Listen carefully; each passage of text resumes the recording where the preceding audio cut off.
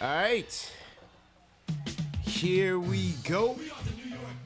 The last one of the 2021-22 season. The last time we hear this music for the season, and it comes at the hands of a 105-94 win. Knicks close out the season at home, shorthanded against a shorthanded Raptor team, but make no mistake, this was about two of the Knicks' young players, in Obi Toppin and Emmanuel Quickley, who absolutely went ballistic against this Raptor team. Obi Toppin, 42-10, breaks his career high at 35 points, and Emmanuel Quickley with a 34-point triple-double. Put some respect on Quick's name. Knicks win easy, 105-94. This is Knicks Postgame Live presented by Prizepicks. Hit that thumbs up button for you boys. CP the franchise, Alex Rutaros here on the ones and twos. Let's get right into it, man. Let's get right into it. Last time we heard the music for the season, it's been a tough season, but there have been some positives.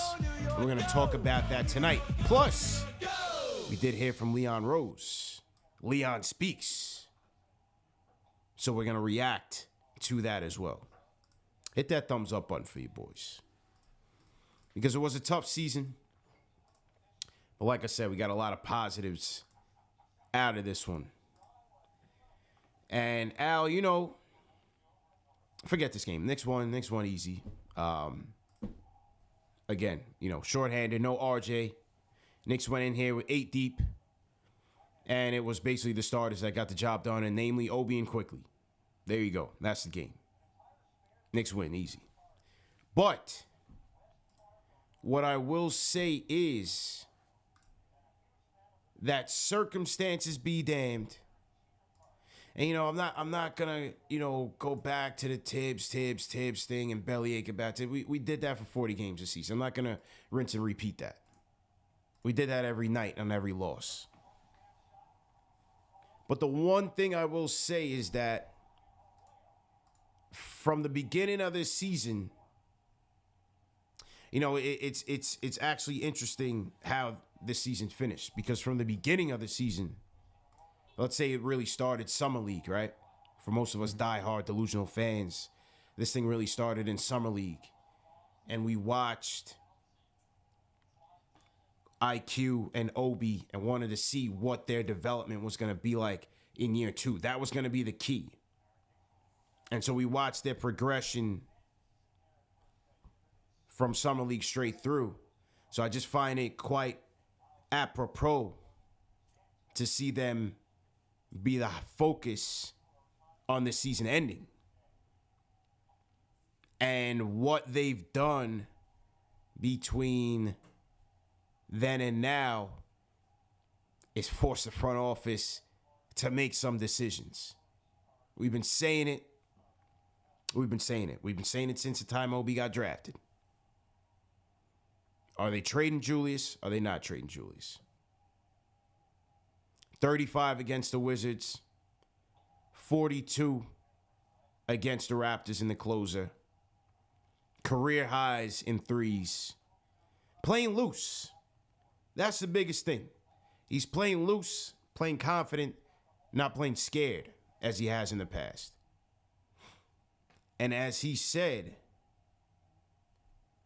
in the last game post-conference, he's not looking over his shoulder. So he's playing with a lot more confidence. He's not scared to make a mistake, which is big. Some players can come off the bench in their limited time and make the most out of it and be good with that role. He needs time to get into a rhythm, get into a groove. And he's showing that as a starter here to close out the season. But what I really think is that if they don't trade Julius, it's going to be Julius looking over his shoulder next year. I don't see, again, the Julius trade is tricky. Will they just be desperate? Will they say low? Leon said what he said today. We'll get to that. This guy will not be able to afford to make a mistake, to shoot a brick, to hold the ball for more than 5 seconds, because they're going to be calling for Obi at Madison Square Garden every night, unless these guys are playing major minutes together, and with this coach, it's probably not going to happen. So, with the whole thumbs down, I think Julius has made his bed. He's not 6 feet deep. He's 12 feet deep with the fan base. With Obi now coming on strong and catching fire, I don't see how Julius recovers from this, bro. I don't see it. Yeah, I don't see how he recovers either. I think it's, at this point, this is where it's, even JD and I were talking about this on the last post game. I think you have to try to move Julius Randle. And sometimes in the course of business, it's addition by subtraction. Sometimes you got to take a loss. I'm not saying to sell Julius for like an all-time low, but I'm saying that if you're expecting him to get that value or close to the value of being the most improved player, second all NBA team, NBA all-star, I think that's passed. So, and the risk of bringing him back again next season, and then just having Obi wanting the fans, whether it's fans or actually legitimately seeing Obi's a really good player and should be getting more extensive run because what he can offer this team. Not only will Randle be looking over his shoulder because fans will just be chanting for Obi Toppin, even as we saw at the beginning of the season where he was getting like 10, 12 minutes, like we want Obi. We were pretty sure we were at that. Were we at the Timberwolves game where they were also chanting for Obi too? Weren't they also chanting? I feel like they were also chanting for Obi as well in that game. So it's just, I don't see how you can have Randle here to have it as like a comfortable situation for him and even just for the organization overall, because that could bring stress into the locker room, right? Mm-hmm. So I think the Knicks should be, even with what Leon Rose said, and we'll get to that and our thoughts on it, I still think you have to move Julius Randle and let Obi Toppin in for the season, because as we're seeing, like he's put, like you said this, we saw this during Summer League, right? And during Summer League, he was averaging 35 minutes. He was averaging 21 points per game. He was shooting 44 and a half from the field, 34% from three, grabbing close to 7 boards, actually 8 boards and giving you 1 assist. And the last 10 games that we're seeing right now, Obi within 30 minutes is giving you 20 points on 13 field goal attempts, shooting 57% from the field. Yeah. 44 and over close to 45% from three off of 6 attempts, 80% from the free throw line, 5 boards, giving you about 2.5 assists. You're seeing what Obi can give you on a night-to-night basis if you give him enough run. And, this is where I have issues where with Tom Thibodeau saying, why weren't we getting this earlier? Why weren't you giving Julius a rest and just running, the veterans, the starting rotation for so long? And this is the whole thing where we're talking about, no adjustments when it comes to your rotations, no staggering. Well, let me ask you this. Let me ask you. I think staggering is more of the question. Okay. But them playing together, maybe. Yeah, I'm just throwing this out there. Maybe because we've seen Julius's defense this year. Yeah. Maybe it's Tibbs not wanting to see that with Julius at the 5.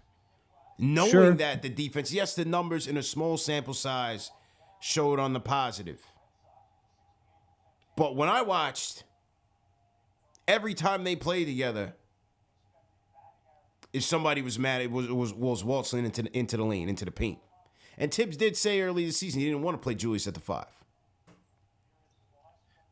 I hear you on that, but my thing would be, yeah, sure, your defense takes a hit, right? But the other aspect is that your offense, we didn't have an offense. So why not just have someone out there giving you offense and making it easier? So if you have, like, we've read articles, whether it's by Fred Katz or even Macri, and they pointed out how it's too clogged, right? For Randle sometimes with Mitch and having a traditional center in there because Mitch doesn't extend doesn't bring his player out to make it easier for Randall to attack inside. Well, what if you go small, have Obi Toppin, who it just looks like all he needed was minutes to knock down shots, and he can stretch it out for you, and then you can get Randall more space in the paint for him to operate.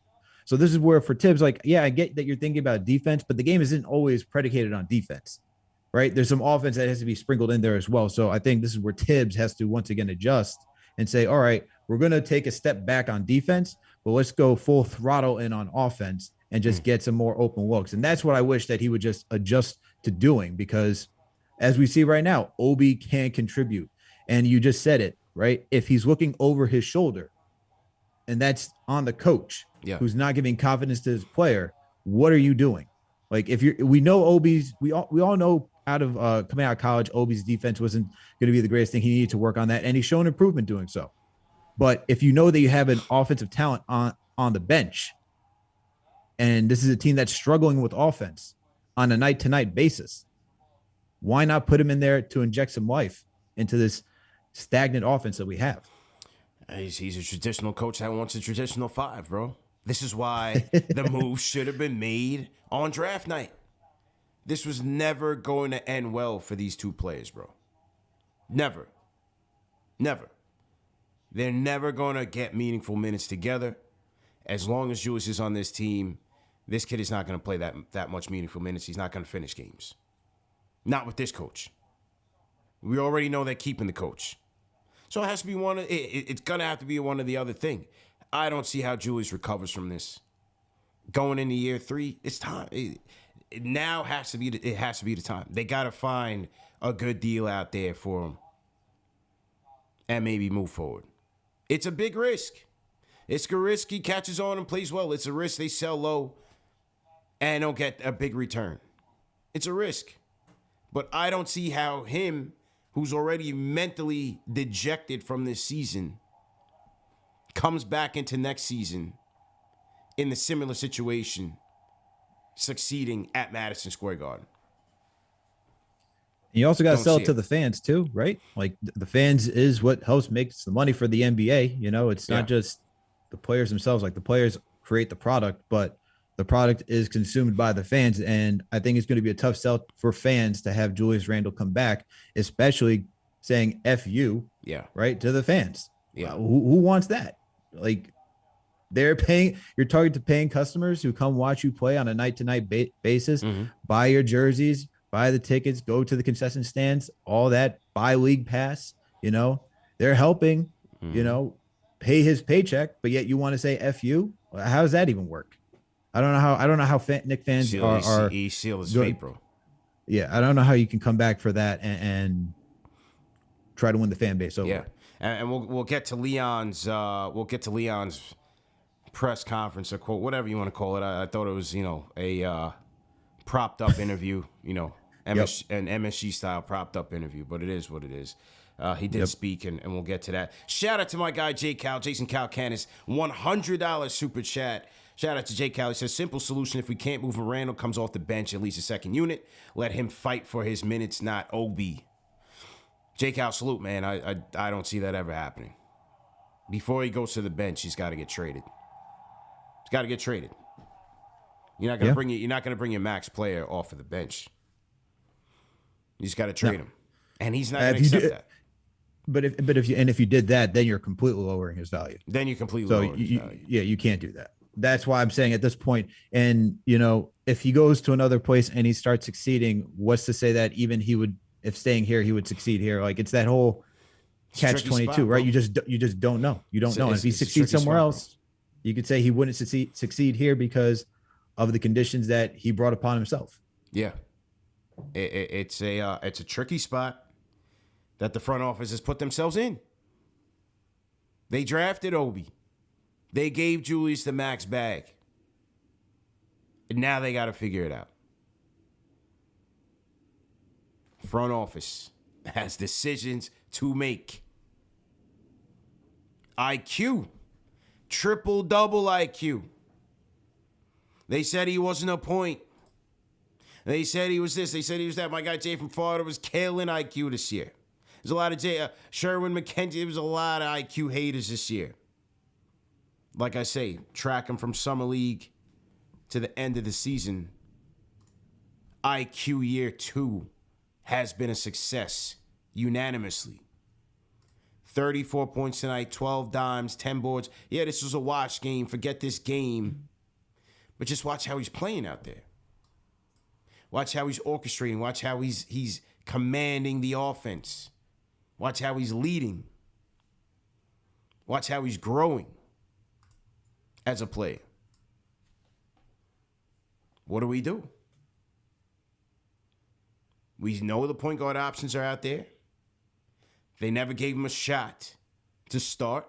He started a couple, maybe I think 2 games he started, right? How many games did Quick start this year? I know he started the Boston game for sure. Didn't he also start in? Did he start in Toronto? No, that was Deuce that started. Quickly started. Let me see. Let's go to Basketball Reference. They know everything. He started 2 games this season. 2 games. 2 games. Okay, so I was 2 on games point. this season. 2 games. Yep. Never got the full shot. They went with Burks. Is this an answer? Is he the answer here? I think if I'm the Knicks and being in the situation that they're in, I think you have to run with Emmanuel quickly as a starting point guard next season. I think because he'll be in the 3rd year of his contract, and you want to know who you have in Emmanuel quickly, whether that's a bench player, but what he's shown so far, we're talking about impressive stuff. We're talking about point guard level stuff. Yeah. We're talking about going away from what some fans were saying, calling him a Chuck, to now being a maestro. Maestro. What he said? What he had? 12 assists tonight. Yeah. 12 assists. 12 dimes, 10 boards. My man's on the boards.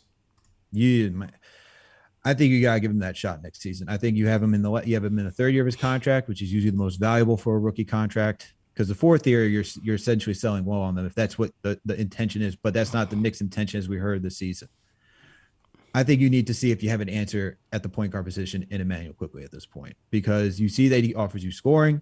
You see that he's commanding the offense. He's pointing to guys. The change of pace now. It was against the Brooklyn Nets, I think, or was it on Friday night? Where it was Friday night.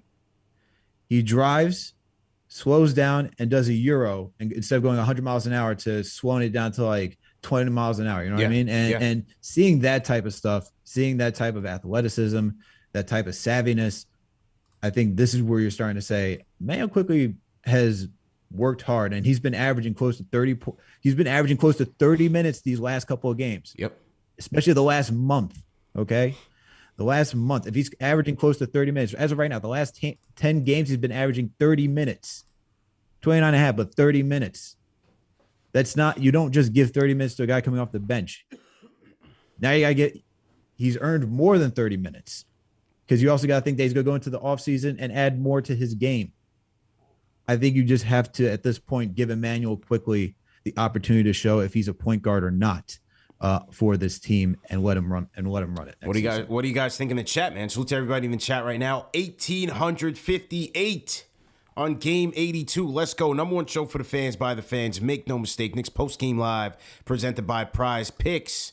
To the good people of the chat, I ask you, is IQ the option here? Do you say scrap the Brunson pursuit? Scrap Sexton, scrap a Brogdon, and give Quick the keys once and for all? Do they give Quick the keys and keep Rose and Burks on the bench? Give Quick the keys, keep Rose on the bench, McBride on the bench. Possible, but we never got to see him start to know for sure. That's the issue. I'm leaning towards that, man. That's my guy. And that's the issue. We didn't get to see him start. And I mean, we could have potentially had an answer this season if they started it after the All-Star break, like we've been asking for. You didn't trade anybody. We asked for most of these young guys to get more burn so that we could have an evaluation to see going into next season What do you have on the bench? Who's on this roster? We now see Emmanuel quickly over the last 10 games, as I said, close to averaging 30 minutes per game within that time period. Within the last 10 games, he's averaging 17 and a half points off of 14 field goal attempts, 42% from the field, 35% from three. That's close to league average. 80% from the free throw line. He's getting you 5 boards and averaging close to 7 assists over the last 10 games. 7 assists.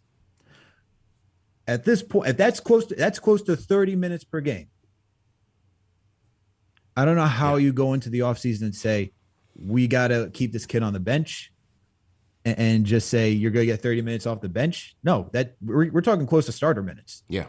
Yeah. We're talking really close to stardom. And this is a jump from what he was getting last season, right? It was like 2022. Now we're talking close to 30 minutes. I don't see Emmanuel quickly slowing down and him wanting to be great. He has that same mindset as RJ Barrett, him, Obi Toppin, a lot of these young guys do. And I think with that and seeing what he's done over this last course of games, and you see Tibbs is invested in him. Whether we saw that in the Summer League too, right? After Summer League games, you go coach him up. He was doing that today. He was doing that the last couple of games. I think if you're coaching him up this much, next season's got to be the season you say, all right, because you mentioned the options, right? We're talking about Jalen Brunson, who wants close to over $20 million per season. You're gonna either trade for an injured Malcolm Brogdon. Yep. You have to count for 20, 25 games that he's out. Mm-hmm. You then talked about who was it? Colin Sexton. Mm-hmm. You'd have to trade and pay him.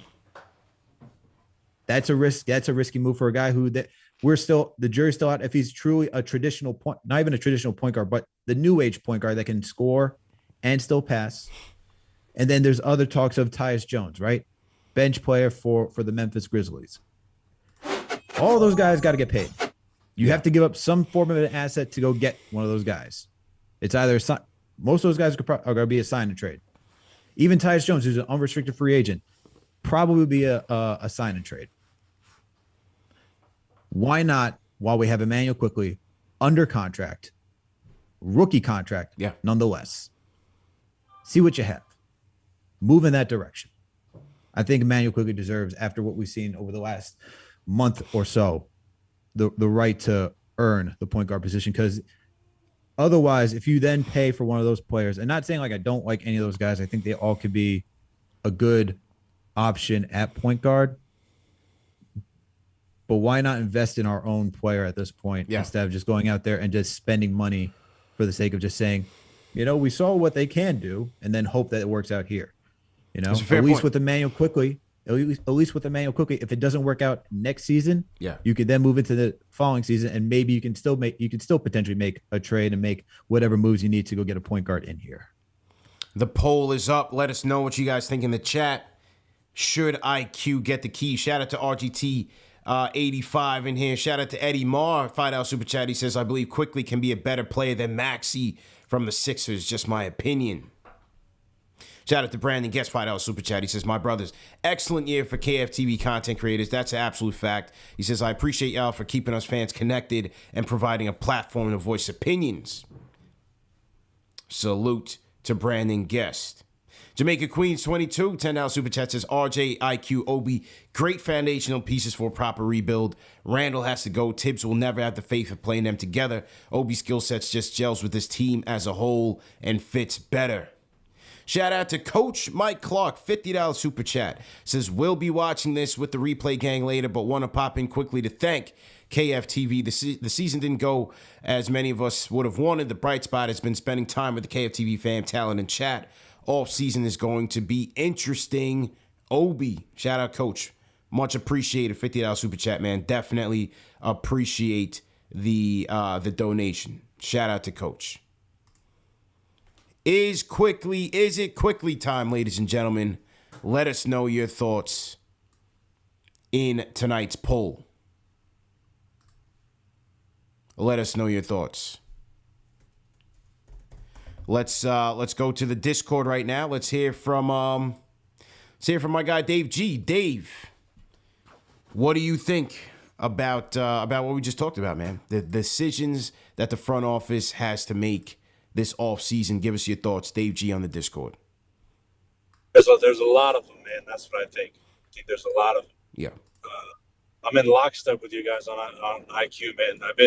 I've been there for a little while. You watch his game, and he has a lot of good players in his game. He's got some John Wall in transitions, Trae Young in the pick and roll. Like, he's got all of these little things, and like I think the main conversation is between Brunson and Quickly. Yeah. At the same time, we haven't seen Brunson as a starting point guard. Luka dominates the ball. He got some time. He got some time. He got some time this year. He did get some time this year. He did. But at the same time, you're talking about those two players, and IQ doesn't have to start to get evaluated as a starter. When you're looking at him when he's playing 30 minutes, he's getting starter minutes. Mm-hmm. You're evaluating him as a starter. He's playing. He's doing the things he's doing against other teams' starters, and that's what you want to see. I think there's no point in paying $20 million for a point guard that you don't know if he's actually going to be a starting point guard of the future. You're taking a risk on Brunson. He's a solid player. I really like Brunson, but Emmanuel Quickly has the chemistry with the guys on the team. He fits in well. He's showing leadership now. You see him with the young guys. That's what you want from your point guard. He's your floor general. I say you run with Quickly next year. You gotta. I mean, I usually bring the positivity, but I'm gonna bring the negativity tonight, man. I feel like the front office is gonna trade Obi. I feel like the front office is gonna keep Randall, and they're gonna ride this high end of the season from Obi, and they're gonna end up trading him, and they're gonna bring Randall back. I hope not. But that's just the realistic Knicks fan inside of me. That's just gonna be like, yeah, they're just gonna crush us like that. But hopefully, if you find a good trade for Randall, get him into a new situation where he can reboot and get back to just playing basketball versus other stuff. And you see what Obi's got next year. No one, like, I'm not here to predict all-star or superstar, whatever, like some people are. But I think he's got the potential to be a solid player. And if you come out next year with a lineup of IQ, RJ, Cam, Obi, and Mitch or Sims, that's going to be a fun lineup. I don't know if it's a good lineup, but it's going to be fun, and it's going to be development. So I think they got a lot of decisions to make, man. Congrats on 50K. I wanted to ask y'all real quick. You guys hit 50K. What's the goals for KnicksFanTV, man? What are your guys' aspirations, man? That's it. Y'all have a good night. Let's go Knicks, baby. Let's go Knicks. The goal, we're going to 100K, man. We're going to 100K. 1,000%. We got 2,000 people in the chat right now. Hit that thumbs up button for you boys. The numbers don't lie. Number one show for the fans, by the fans. Win, lose, or draw. They're coming in. They're chopping it up. They're in the chat. They're dropping tomatoes. They're dropping fives. They're dropping OB Dud. They're dropping CAA TV. They're hitting that thumbs up button for you boys. They're into it, man. The people are here every night. So that's why we're here. So we're going to 100K. We're going to continue to bang out content, whether it's the post-game shows, dope interviews. We're working on revamping Court Vision. Court Vision is going to be revamped just in time for the draft. We're going to go into our draft segment within the next month. Going to start talking draft. Going to start going deep dive on some prospects. Into free agency, into summer league. Yeah, the content is not stopping, man. So we're just going to continue to ride this wave. And the fans are here, man. That's all we could ask for. So we're on point. We're going to continue to stay committed to excellence and keep it pushing. Shout out my guy Gamba in the chat. Shout out Paul Quick. The West Coast is in here. If you guys are new in the chat, leave us a hashtag new. We'll definitely shout you guys out. See a lot of regulars in here. Aaron, what's good? Salute. So Dave thinks they're gonna trade Obi. I don't see him doing that, man. I don't see them doing that. I don't see him doing it. I don't see that. I can't see that. I mean, if they wanted to trade Obi, they could have done it this season. Yeah. While he was playing very little. If you want to stick with Julius, they could have done it this season, honestly. I mean, sure, he could increase his trade value, and you could try to trade him next season. You can look at it from that perspective after how he closed off the season. I think that's very hard to trade. I think it's very hard to trade Obi right now because Yeah. as you watch this offense unfold with him out there, it's kind of hard just to say, all right, we're going to trade the guy who has a really good connection with Emmanuel quickly, right? Opens up the game. You see him improving every step along the way over this last couple of weeks, close to a month. I think it's very hard to sell on him, especially while he's doing well. I think if you trade him, especially since he's so young, he's only 2 years in the NBA, you know? Yeah. And I think it's more likely for someone like Julius because he has 8-9 years in the NBA. You know what he is as a player. Obi, there's still this mystique around him. What more can he add to his game and what more can he be, right? We know he can get out in transition. We see the handle is improved. Still needs to get tighter, but he still has to improve the handle he can take. He can drive the lane, right? His shot is now falling. There's just more for Obi. I feel like there's just more room for Obi to grow and to add to this team and to play a modern NBA style, which is getting out in transition, especially at that position. Yep. And he's a high flyer, man. I think, like, if you want to talk about a show aspect, like, how many dunks did he have today? Just reverses it. You're like, yo, let's go. And everyone that hypes up that not only hypes up the crowd, and not only is he like a fan favorite at this point, but it also energizes the team too. So no question. I don't really see Obi being moved, honestly. And he hasn't he's like, once again, if we're gonna talk about business and we're talking about how you interact with the fans, like Obi's hanging out, he's enjoying it, hanging with the fans. You see that, signing autographs and whatnot.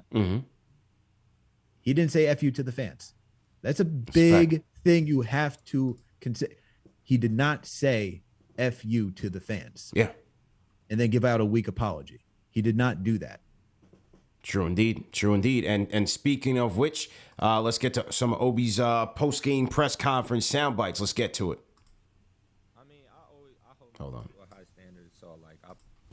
I hold myself to a high standard. So like I push myself. I'm in the gym every day. But like I said, we also have great teammates who push us to come into the gym every day and get better. So having a brother like Quickly, he's in the gym at 2:00 in the morning working out sometimes, and he'll call me and be like, yo, bro, I need you to come to the gym with me. So like having a guy like that with you that works hard every single day to help his craft, like, is great. And to help a team be successful, you need a guy like that. So putting in the work. OB and IQ putting in the work since the summertime. Here is OB on him and IQ hitting their career highs. Looking at each other. Because me and Quick was looking at each other. I needed help. We needed to help Quick get the triple-double, and he wanted to help me get to 40. So it's crazy because me and Quick rode up here together, and we was like, bro, let's do something special tonight. And it's crazy that's why he tweeted, God is great, because me and him was literally in the car driving here saying that we was gonna do that. So to have the opportunity to be able to do what we did today was amazing. They manifested it, man. This guy's putting in the work and manifested it. Here's a little IQ and Quick. Oh, Quick rocked the sunglasses to the post game tonight. Can I get them sunglasses? Let's go. Quick rocked the sunglasses tonight, man. My brother. Oh my God. There you go. A lot of confidence, man. Quick. A lot of swag. I love Quick it. rocked the glasses tonight. Let's go. Let's see what Quick has to say at his presser. Let's go. Yeah, absolutely. I think As his audio's a little low. myself, but I think we all believe in each other, the guys in the locker room. So definitely want to see as many people as we can come back. Okay. All right. Quickly's audio's a little bit low, but basically he said that he wants to see as many people come back. Rock the shades to the press conference. IQ swagged out, coming off of a career high triple-double. Shout out to IQ, man. Stand-up guy. Stand-up guy, man. Fan of the show. You know, that's my guy. So shout out to IQ, man. Nice to see his season develop the way that it has. You know, he's been a key cog. Again, circumstances be damned, season, success, failure, whatever. IQ's been a big factor for this team. So good to see him getting that shine to close out. Like I said, it's quite apropos that we tracked these two guys in the summer league, wondering how they would come along, how their games would come along in their second years. And they finished the season off with career highs. Very interesting. Decisions. Hopefully that's bright things to come in the future for next season. No question. No question. So to everybody in the chat, once again, hit that thumbs up button for you boys. 2,200 people in the chat. This is Knicks Postgame Live presented by Prizepicks. Shout out to Drin the Second, team hashtag new. Kenny Gales, you're a regular. Shout out to Connor Plumley, team hashtag new. Isaac Tessman, how you feeling? Chanel Phillip, you always in here, but welcome to the show. Shout out Karate Quinn, team hashtag new. We got Kyle Cusack, new from DC. Welcome, Kyle Cusack. And everybody else rocking with team hashtag new, man. Salute, salute, salute. Dwayne Dennis says, CP, can we still get a KFTV chat at least once a week until next season starts? Oh, yeah. We're good. We're good. We'll definitely have regular content on KnicksFanTV throughout, the off season. Like I said, it's a lighter schedule for us, but we keep it rocking, man. Back to the phones we go. Let's hear from the people on this season finale. Rapid fire, everybody. Dark Horse on the Discord. Let's go. What's good? Can you hear me? Yep, loud and clear. Let's go. Yeah, rapid fire. No need to trade for point guard. IQ is the future. We already got to stop.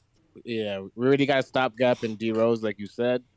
D Rose will be the bridge to Deuce, right? We already got the backup point guard situated, so we good there.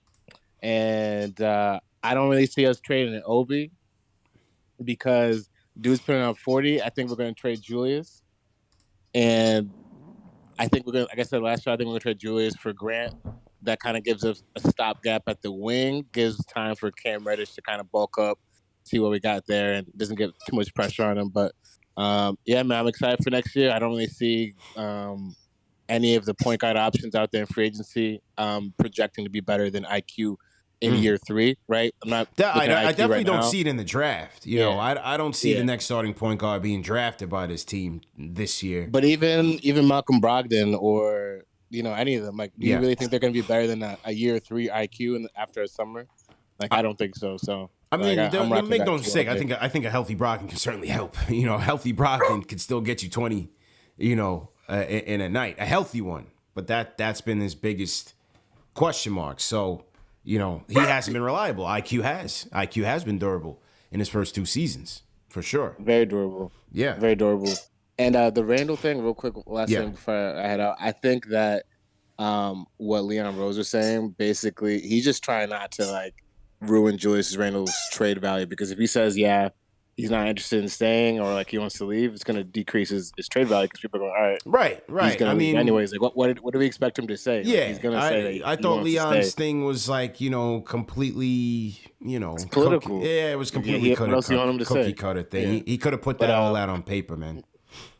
Exactly. But appreciate y'all content. It's been a great year. Thanks a lot, man. Peace out. Thanks for your support. Fredo up next. Fredo, rapid fire. Let's go. Gentlemen, I wasn't gonna call in tonight, but after Obi's you gotta call in. No, you had to call in tonight. Right. So the chat's been looking for you, pal. Let's go. All right, get the tomatoes ready because I'm about to triple down. Okay. Whoa. People in the chat, open your ears. Fredo going in. Let's go. I'm a huge Obi fan, but we got to be honest about Obi, okay? I hope he stays. And again, I want to reiterate, I don't think the front office is going to trade him, but if they do, if they feel like they have to trade someone, it's going to be Obi. Randall's stock is as low as it could possibly be right now. Obi's stock is as high as it could possibly be right now. If, and this is a big if, but if a franchise-changing point guard becomes available, like a Donovan Mitchell, and I'm not saying it's going to happen.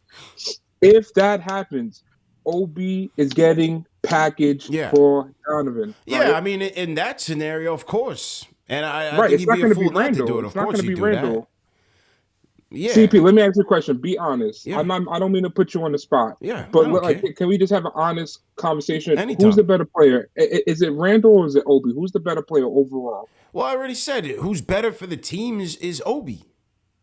No, who's the better player? The better player to me is Julius Randle. Yeah, it's not close, man. And But I'm it not. doesn't. That's not a knock on Obi, though. It's not a Right, knock on right. But Obi. you also have to factor in overall fit in how you're constructing the roster. Okay, so you're telling me that a team with, let's just say, in a crazy scenario, I Yeah. don't think it's going to happen, but just a crazy scenario, Mitchell, RJ, and Randall. You're telling me that team's not better than Mitchell, RJ, and Obi? That's what we're talking about here. We're not being honest if we say that, guys. I don't know, because the spider is that dynamo that you need. You don't need Julius to be that guy. You know what I'm saying? So Okay. like Obi can kind of be that finisher with the spider. Like that would be filthy still. You know what I mean? I can't discredit that. I can't just knock that. Because you get the spider in here, you don't necessarily need Julius to do what Julius does. The last thing I'll say is this. The only way Randall's getting traded in this offseason, and I think somebody else touched on it, is if he personally requests a trade. If he doesn't personally request a trade, he is staying here. And Obi, if a point guard becomes available, Obi's gone in the package. So thanks for taking my call, guys. Quick fire. I appreciate it. Have a good night. He ran before the tomatoes could land, but they're flying. They're definitely flying right now, man. Oh, they're ripping and going. Oh, yeah, they're ripping. But honestly, the thought of Donovan Mitchell and Obi Toppin sounds much more appealing to me than Obi and Julius Randle, just because, once again, in an offense that's consistently moving, and Randle plays more so on ball. Right. With Obi, you see that he can play off ball, right? And Donovan Mitchell, one, is already a high usage player. If you're having RJ also needs the ball in his hand. We haven't really. I won't like. I would like to see RJ develop an off-ball game as well, where he's cutting a little bit more and being more free off like backdoor screens, if we can actually get some of those things. But when you watch Obi play, Obi doesn't have the ball in his hand like all the time, and he can play on and off ball. Yeah, I feel like that is something you have to think about when you're constructing a team. Like that's what we saw this season in the starting rotation. Record tomatoes for Fredo right now. Keep going. We saw 4 guys who are on ball players. Whether it's RJ. Yeah, we saw that with Kemba, Fournier, and Randall. Yeah, 4 guys who need to have the ball in their hand to do something. Yeah. So you can't do that with 3 guys either. I feel the 2 makes more sense, and we've seen that work with Chicago, where you have Levine and DeMar DeRozan as the 2 guys who do most of the work. Yeah, and then you have Lonzo's off ball, Caruso's off ball, Patrick Williams is off, Vooch is off ball. That makes sense to me. So. I think like if that worked, if somehow Donovan Mitchell came here, we got Spider in the house. That's a fun lineup. Fredo drawing record tomatoes. Shout out to Ari in the chat. Record tomatoes tonight. Fredo might take the Ari award for the KnicksFanTV villain. I think Fredo's been gunning for that spot now for a couple weeks now. My man, we're getting coconuts in here and peaches. Yeah. Somebody in the chat said they're throwing cans. Forget the tomatoes. Cans. We got eggs. We got high-heeled shoes in here, my man. I think Fredo is gunning for the KnicksFanTV villain. I think so, man. Shout out to John Smith, $50 super chat says, give Quick the keys quickly. Shout out to John Smith. Jamaica Queens 22 says, hang up the phone now, CP. Fredo is wilding on that Migos. Shout out to Jamaica Queens 22. Shout out to Wayne Freddie Hubbard. Says, give IQ the keys. My guy Paul Quick, West Coast Connection, says, put IQ, Cam, and Obi in the starting lineup and let it rock. And Tibbs he's been all over the place with this player development stuff when they ask him the questions in the press conference. I was trying to listen and decipher what he's talking about, man. He's just all over the place, right? I can't really get with him on that talk. I can't really get with him on that talk because he's looking crazy. He really is all over the place with these post games. Yeah, I can't. Tibbs, I can't defend you on that on these quotes, pal. I can't. On these sound bites. You sounding crazy. Yeah, you can't come out here saying kids need playing time, game time is the best run for them. Yeah. And then the other week it said nobody sees what they're doing in practice. I don't know, man. I don't know. He's all over the place. He's all over the place, man. He's got to get it together. That's all I know. Okay, next up on the phones, Femi from BK. Femi, let's try it again, man. Femi, go ahead and unmute your mic. Femi just is not. Femi, this is the season finale, Femi. You got to get with the program, fam. We got to drop him off. Dom Gordo, we're gonna put you on deck and get back to the phones. Dan from New Jersey. Dan, let's go. Okay. Wow. Dan, let's go. How you feeling? Yo, you guys, I saw Leon Rose starting a little bit today. He seemed a little bit lost, so I crafted for you Leon Rose's guide to a successful 2022 offseason, starting with number 6, do not deal more than one young role player, and even then, it must be a last resort. Role player, no RJ or quickly moves. 5, no win now moves. Perform every move with the intention of making us a better team within the timeline of Obi, Quickly, and RJ. 4, let's get a look at Rokas Jokubitis. Bring him in He's not accordingly. coming. David Zenon likes him, so I like him. He's not coming, though. 3, whatever. Get a look at him. Number 3, do what you've been doing through the draft. Okay. Trade down and evaluate accordingly if what you want can be had at a lower pick. Trade pick if it gives you a chance to move 3+ bets if you want. Number 2, evaluate your bets accordingly. Find a way to get at least 2 of them off your books, preferably at the wing or guard position. Number 1, trade Julius Randle. Why? How about you ask Tom Thibodeau how the backup quarterback did tonight? I'm out. Peace, y'all. Pray for Dan with the smoke for Tibbs tonight. Everybody wants to see the backup quarterback until he plays. That's what Tibbs said. Front office has to make a move, man. You know. Is this the Tom Brady for Drew Bledsoe? Because that was the backup quarterback that some people wanted to see. Hey, hey, it happens in sports. You know, it happens in sports. They picked the guy. What was the plan for the guy when you picked him? Was it to keep him on the bench? Right? You can't assume that you're going to pick the guy and your coach is just going to go small ball the entire time and you running Julius and Obi at the 4. This is where I blame the front office, man. Because you know who this guy is. You do what? Blame the front office. Well, welcome to my world. This is why you know who the coach is. You know his tendencies. Yeah. Especially if you're Leon Rose and Worldwide West, who've known this guy for so long. You know he's a defensive-minded coach. It's time. You know he likes to. Come on. It is pull time. Back. You got to pull back the roster. You got to give these young guys the run. You got to let them go. You got to let them loose. You can't go into year 3 with this going on, man. No. Nope. You can't go into year 3 with this. For the betterment of the team. Can't go into year 3 with this. Salute to everybody in the chat. Once again, hit that thumbs up button for you boys. We just heard from Dan from New Jersey. Let us know where you guys are checking in from, man. Throw your cities, throw your flags in the chat. Let us know where you're checking in from. Knicks Postgame Live presented by Prizepicks. We got over 2,000 people in here checking in for the KnicksFanTV season finale. Even though we keep it rocking. This is for the basketball season finale. CP the franchise here, Alex Chataros on the 1s and 2s. Remember, the show is also available in audio podcast format. So for those of you new people in the chat, if you miss it on YouTube, whatever, catch it on audio podcast format. Always available. We are everywhere. Shout out to our sponsors. Support our sponsors, manscaped.com. Promo code KFTV for a free shipping plus 20% off. 20% off plus free shipping at Manscaped. Right now, we are talking about, the decisions that have to be made for the orange and blue, man. You just saw another outstanding game from both Obi Toppin and Emmanuel Quickly, the Knicks' 2 second-year players. And we did hear from Leon Rose. We're going to get to Leon's comments in just a second. But for now, let me salute some of these people in the chat. I'll salute to Corey Mitchell, always in here, Mount Holly, New Jersey.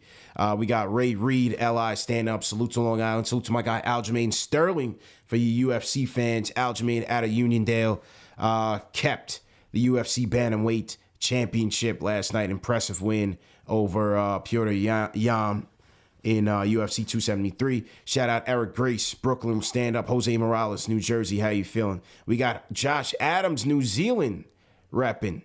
Oh, Australia. Bubba Ray Fairfax checking in from Sydney as well. We are heavy down in Sydney, Australia. Salute to all our friends out down there. Down under. Miguel Gutierrez, Stockbridge, Georgia, how you feeling? Shout out Apple Fanboy Buffalo. What's good? Jamaica Queens. Jared, how you feeling? Rohan Smith checking in from Philly, man. Salute to everybody. Definitely. Okay, back to the phones. I gotta hear from my guy. Triple M in the building. Season finale. What's good? What's going on, my guy? CP, Alex, great show as always, holding it down, man. What a season. Yeah. I felt like I was calling in last year, and we was hype after the Hawks series, and here we are with more questions than answers. But rapid fire, man. I just think the front office, they have to be aggressive this offseason. I mean, we don't talk about it much, but we have $43 million in expiring contracts. I mean, what are we going to do with that? A lot of questions. I think we have to solidify IQ as that number one and then go from there, because last year it was like we were searching for that point guard, and that Kemba thing happened late in the offseason. I remember talking to Alex, and we were talking about Luka Vildoza starting at one point. Vildoza high. And Vildoza's back. Yeah. Vildoza's back for the playoffs. He caught fire with the Bucks. Man. He's on the Bucks. Suppose Vildoza comes back and gets a ring before everybody else on this team. Imagine that. That'd be terrible. That'd be very terrible. But, I just want the front office to be aggressive, man. We always doing little single trades, the D-Rose trade, just the Cam Reddish trade. Just like very safe trades. We need to be aggressive. Mitchell Robinson, we all love him. But what can we get for him if it all comes down to it? You know what I mean? So you already know. Shout out to the guys. A big year, as always, 50K, GOAT interviews. And shout out to the brand, man. Always supporting. Yes, sir. Triple M, always appreciate you, man. Great season. And I'll see you at Summer League, man. You got to pull up on us at Summer League, bro. I don't know if you want to see me in Vegas, but let's see. You know what? Good answer, bro. We'll figure it out. We figure it out, man. Good answer. Triple M in the building. He kept it a buck, Al. He kept it honest. I got to give him credit, That's a fact. The guy kept it honest. He said, I don't know. You don't want to see this hospital bill, bro. He said, you don't want this hospital bill, bro. You don't want to see me when I'm angry. Who said that? The Hulk? Yes. You don't want to see me when I'm angry. I think we may have been. We still got shoes being thrown out here and some tomatoes, but man. You could start a produce section, bro. You got some corn, man, you got some rice, you got some tomatoes, you got everything. Fredo filled it up. Fredo is filling it up. Hey, he's standing on 10 toes, man. I can't I can't fault him, Mm-hmm. Vildoza is back in the league. I couldn't believe I saw that Woj bomb. I said, whoa. Vildoza came back. I think I scared him off, bro. Yeah, I did. I think he faked the foot injury the whole time. I think I scared him off after that Summer League interview. I said, Vildoza, what are you good at? Well, I got to work on this, and I got to work on that, and I'm not really good at this yet. My man said, my defense ain't really that good. I said, oh, my God. And then Knicks PR was like, we got to go. Knicks PR was like, all right, that's it. We got to go, man. We got to go. I remember when you sent that to me. I was like trying to figure out how to write that up. I was like, yo, I don't want to make this guy look bad, but these quotes ain't great. Vildoza, what do you do well? I'm not so sure, man, but I can't play defense. I said, oh, man. Yeah, you ain't going to make it. You're not going to make it here, my guy. Next man up. Jakubaitis was cool. I did get to ask him a question. He was cool. He seemed pretty confident in his abilities. He did. And then I did get to talk to McBride. McBride was cool, Summer League. Deuce was definitely cool. He kept it a buck on what he was trying to do, and he's trying to work on his playmaking, So we'll see how he evolves in year 2 Summer League and going on into his second year campaign. All right, let's pull up some of these Leon quotes here. This one was Al. I only found one on this guy NBA New York's page. You found more? You said? Yeah, there's more. I could try. I'll send them to you in the Slack. Yeah. Drop it in the Slack. But here's one on Leon about the season. I haven't heard all of them, so let's react to it in real time. Let's get to it. Here's Leon on this season being a disappointment. I feel as though it's been a disappointing season from the standpoint of wins and losses, and we are going to, you know, take a good hard look at it after the season, you know, to evaluate, you know, everything that's going on. I think that, you know, just the first year, things clicked. And this year, you know, from the beginning, things didn't click. We faced adversity, and you know, we had some tough stretches. You know, I mean, I feel as though, you know, yeah, didn't really get much out of it, but yeah. I mean, how do you reflect on this season, man? How do you reflect on it? I think I tweeted this out about a week or so ago. I think this is it's a disappointing season.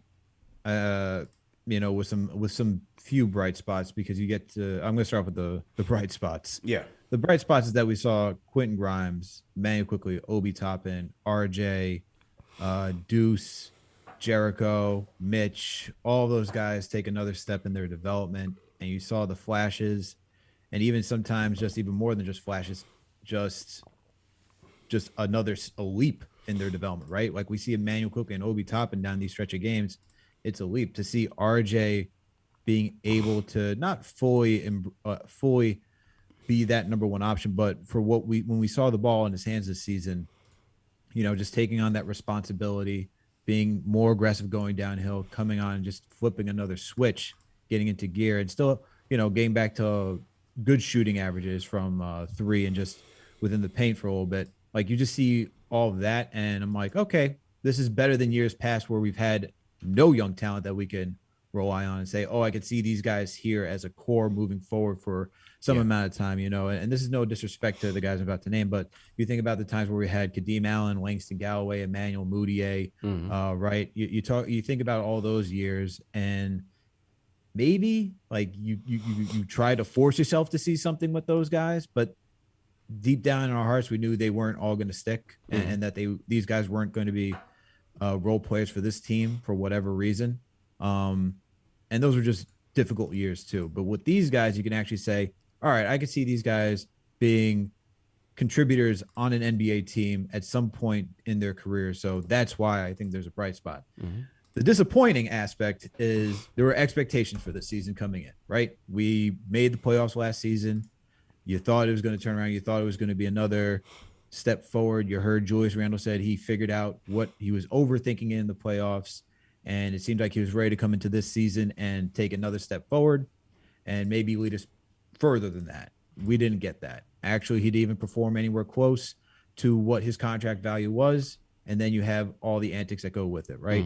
You see the Kemba Walker signing, low risk move, but in the end, it didn't really help us. You know, it caused maybe more turmoil for the development of our players, like Emmanuel Quickly, and getting them a chance to play at point guard, or getting some young guys. We just had more of a crowded roster. Same thing with the Evan Fournier signing. And those are the type of things that I would say just impacted. And then you have Thibodeau's coaching, which was just, it's just, I mean, there's just so many aspects, man. Yeah. February was a very tough month too. Winning one game. Right. One game. Like there was a lot going on with this season. I think also just like it's better like when us as a fan base are just like together and watching a team succeed. I think from like that standpoint alone, just like everyone, like there's somewhat of like a little civil war going on what direction this team should go, and then it's just amplified because this team is just really in a dark place this season. I don't even remember a season where I've watched the Knicks and I'm like, wow, it is dark, like from a lot of aspects. Oh, 17-65 was dark. That was dark. But you know, like you had the Perry Mills presser. Yeah, you know. I mean, yes, that was dark. That was dark. Fizdale getting tossed. But you know what? We at least had RJ. You could be like, all right, we have RJ at least. We saw some changes once Mike Miller came in, and then we had some winning streaks after that. Like you could talk yourself up saying, all right, something good could potentially happen. There's just a lot more questions into this offseason. Are they able to pull back on a lot of these contracts? Is Julius Randle going to stick around? You know, what's moving forward? So there's a lot of, it's very cloudy right now. And I think that all of that really is what this season as a whole is been disappointing. But like I said, there's some bright spots that are in this. Yeah. Yeah, I would say for me, definitely disappointed. Obviously wanted to build off of last year. Wanted to see the Hawks again and beat them in the playoffs or win a playoff series. That was clearly what I was hoping for with this team. And I was hoping that the new additions offensively would have helped this team move the needle. And I was hoping that the old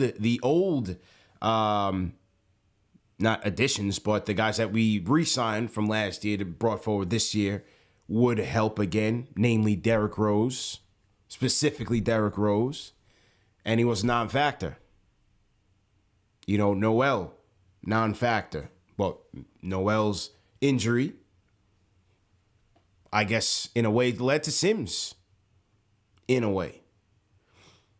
Because Sims got a lot of that playing time, especially post All-Star break or post trade deadline. He's either All-Star break or trade deadline. I think they're around the same time anyway. So, figured around that February time, Sims was brought into the fold and played very, very well. So, you took a positive out of the Noel contract being horrendous. But overall, again, not having Rose, seeing Randall struggle, Randall going at the fans, a complete 180 from last year's good feeling. Only in New York, Absolutely. bro. Only in New York does that happen. And Clyde didn't Clyde say it on the interview? You guys heard the Clyde interview.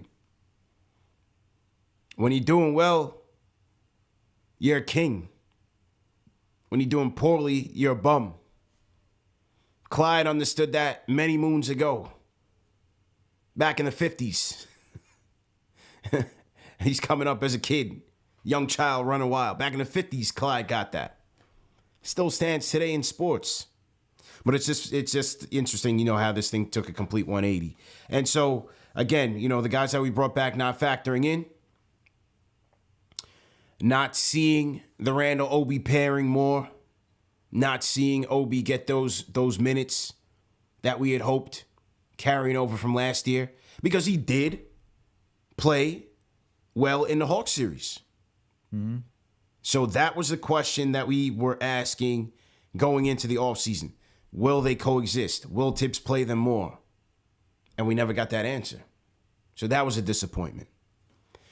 Again, the bright spot, the disappointment, the losses. Some of the losses were dreadful. I mean, remember, this team started off 5-1. The 50 burger, the 60 burger, Eastern Conference Finals. And then you had the bum losses to the Magic. 2 of them. And the blown leads, the terrible fourth quarters. As you said, 1 win in February. The blown leads against Memphis. The Lakers, which was a complete meltdown. Utah. I want to say we had an early lead in Denver. Wasn't expecting that game. The Portland one, terrible.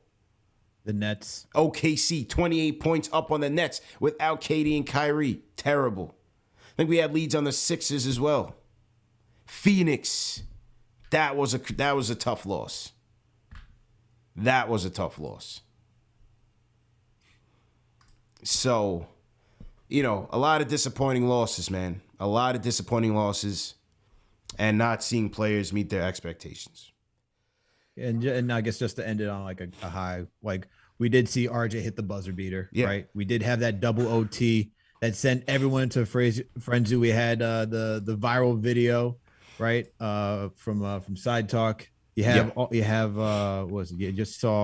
the young squad beat the Miami Heat.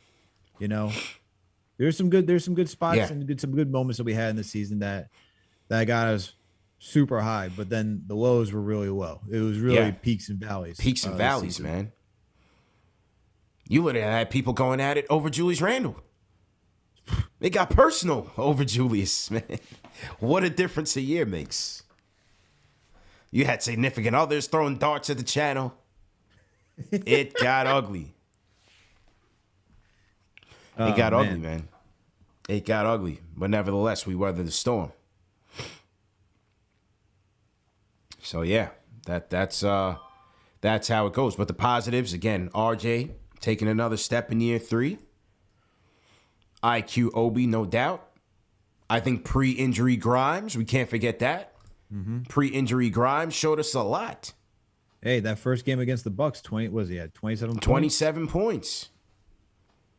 I think pre-injury Grimes had something to say, man. So, obviously not what we wanted, but again, some things that the positives that we can look at that says, this thing's not a complete failure. Yes, the coach, rotation question marks, lack of creativity in the offense. Disappointing. Definitely disappointing. Back to the drawing board we go. Once again, just going to be it'll be an interesting offseason. Yeah, it'll be absolutely. a very interesting offseason. Absolutely, Hopefully there are changes that are made, because it's going to be tough to sell the fans to have this roster fully back. Can't do it. We just saw what we just saw. Can't do it. Can't do it. Let's get to the phones. Let me get to Sam. Sam on the Discord. I'm going to pat you in. Al, I'm going to step away for 2 seconds. Sam, go ahead. Oh, what's up? Yep. Last game of the season. And we ended out on a bang. Obi Toppin with 42 points. Emmanuel Quickley with the triple-double. And it's great because you see Emmanuel Quickley not only 20-point triple-double, he increases that point score to a 30-point triple-double. And then you have, of course, Obi Toppin with the 43. Both of them have shown great production, and it wasn't like, oh, let's just put up a whole bunch of shots and get it. They put up shots, but it was like an efficient stat line. It wasn't no BS. Let me just keep on chucking. It was an actual efficient stat line when you look at it. For sure. So Quick win. Yeah, Quick went for like 12 for 26 tonight, and then you had Obi, who was 16 for 28. We're talking about good efficiency. I mean, we look at their box plus minus. Quick had plus 23. Obi had a plus 8, but still, you just see these guys going out there. Everything, it seems like every shot they put up, it was going to go in. Yes, and that's what you love, and it really gives you hope. What Wally said, it gives you hope and promise for this upcoming season if the front office makes the right moves. Now, last year, if they would have just stuck to the plan and flip all the vets, we would be in this position last year. Just to, get some just fuel for the fire, food for thought, stuff like that. Just think about that. So we're on a delayed schedule now. So now we're doing it just a year later. And I don't know if Fredo is listening still. I don't want to start anything. But hey. Sam wants to smoke tonight. Let's go. I'm here for it. Let's do it. If you're going to say Julius Randle's the better player, which you're entitled to do so, look at the stats. When Julius Randle is off the court, effective field goal percentage goes up by 20%. Offensive rebound, defensive rebounding go up. Not by a lot, but they go up. Assist goes up by 3%. Makes the biggest difference. In fact, our offensive rating when Julius Randle is off the court goes up by 4 total points, 114. Let's look at our defensive side. The opponent's off rating when Julius Randle's on the floor is 113, goes down to 107 when Julius Randle's on the floor. Okay?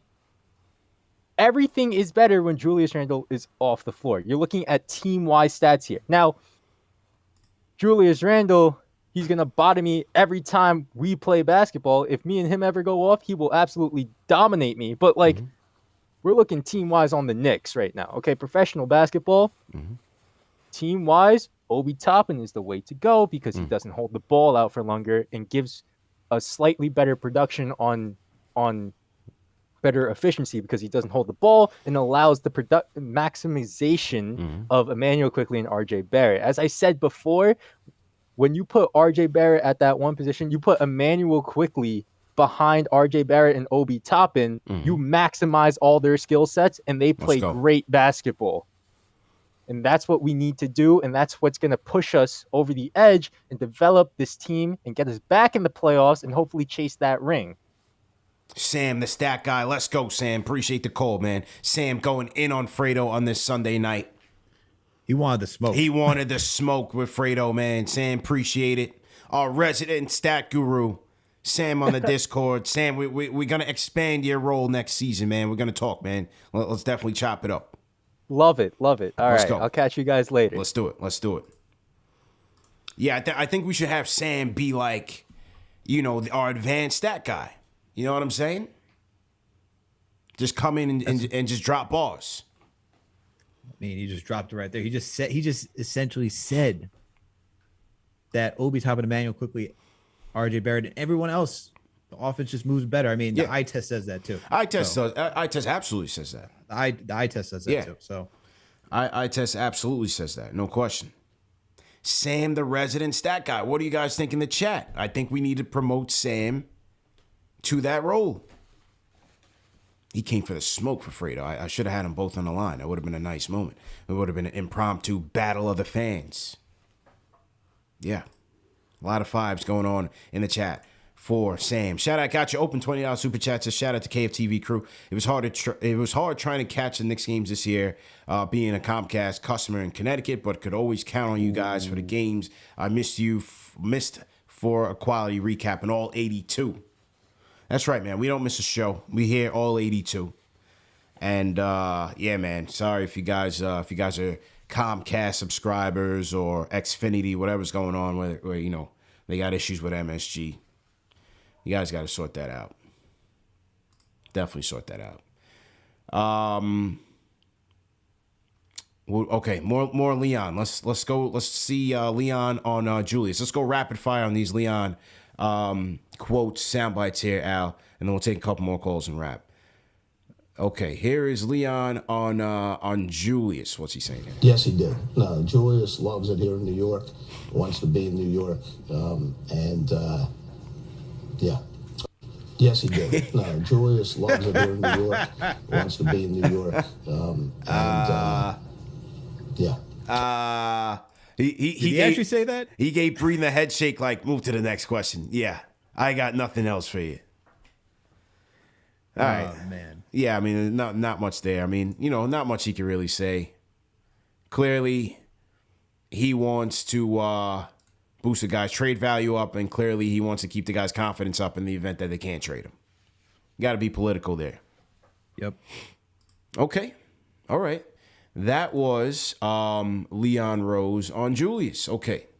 Let's hear Leon on Tibbs. Here's Leon on Tibbs, ladies and gentlemen, on Tibbs' performance. Let's see what Leon has to say here. This should get the crowd hyped. Leon on Tibbs. Let's go. NBA. No, I mean, Tibbs, as far as Tibbs' performance goes, I mean, again, he's, one of the best coaches in the NBA. So obviously, none of us are happy with the results this year. But he's a guy who, prepares our team better than anybody. I feel that he's done a good job under the circumstances. Okay. All right. I mean, Tibbs. So he had that to say about Tibbs. Okay. What else we got here? Okay.